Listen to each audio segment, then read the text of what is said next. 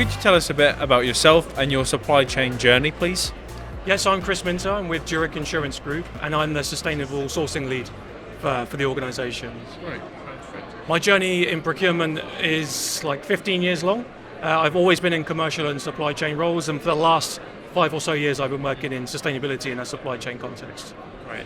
You've just come from your keynote on how procurement can lead net zero. Could you tell us a little bit about it and what you discussed? Yeah, sure. So I basically gave an overview as to our overall approach to net zero within our organisation, and also how procurement contributes to that. I gave an overview of the targets we have, some of the successes, but also some of the challenges, and also shared what the future might look like. Right.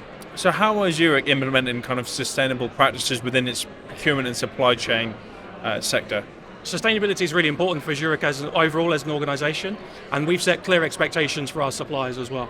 And we have targets for the percentage of our procurement spend that's with companies that have set their own science-based and net zero targets. So we are basically integrating consideration of supplier sustainability status into our procurement decision making, whether that's who we do business with, who we're signing contracts with, and managing our supplier relationships effectively.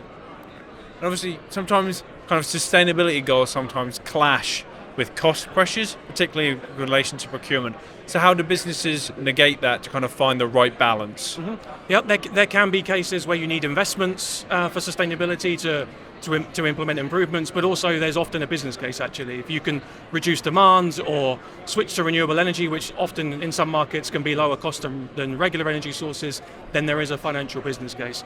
At Zurich, we have an internal price on carbon, which helps us to have a pool of money available for investments to offset some of those difficult decisions that we need to be made.